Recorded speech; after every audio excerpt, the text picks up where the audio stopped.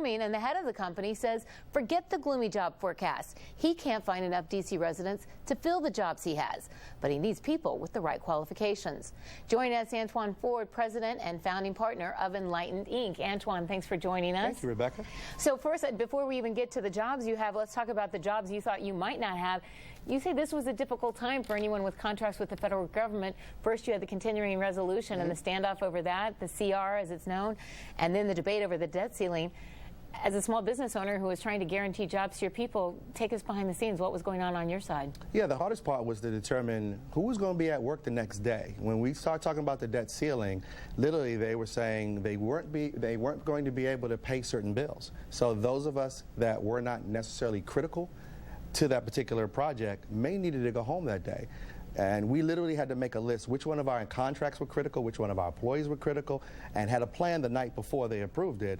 And literally our folks were on the edges saying, am I going to be going to work tomorrow? So give me an honest assessment. Do you think it's hurt the growth of your company, this uncertainty from the federal government? It has, because certain government agencies don't quite know and are comfortable where their projects be funded in the out years. So some of them have been very hesitant to procure services. That happened when the continuing resolution happened. We're a little hesitant about what's going to happen in the next coming year. Well, our crack intern and researcher, Taylor Ansell, it's her last day, so I have to take advantage of all the good work she does. She found a quote from you after you attended Mayor Gray's summit on jobs after he took office. And you said, look, I do have jobs, but it's hard to find D.C. residents to fill them. They simply don't have the right qualifications. What are you looking for that you can't find? That's a good question. One of the things that we really look at is high tech. We want people that have advanced degrees. We want people that are trained in cybersecurity, people that are trained in development such as .NET, different frameworks. And right now, we aren't developing those individuals in our school systems. We aren't focused on those individuals. DC residents, being a native Washingtonian, I know there's talent here. We aren't just developing and reaching out to them in a way that's going to start when they're younger, get them into the high-tech sector, and get them these jobs that I have. And well, you attended school in this region. How'd you get the skills that you have? It was interesting. I remember being in high school, I looked at what was in the out years going to be the high-growth area.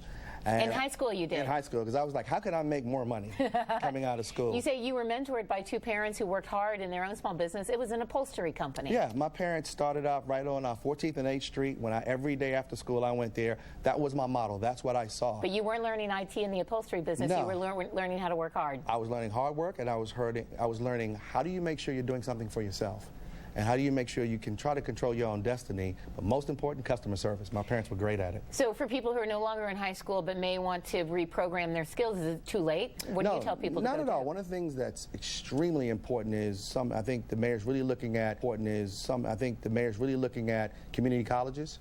He's really looking at some of the programs so that you can really go into and get some certificate programs. I recently went on GW's campus where I went and met with the dean, and we really talked about could GW establish a certificate program, not a 4-year degree, to get these folks some of these high degree, high technology certificates that we'd be willing to hire them.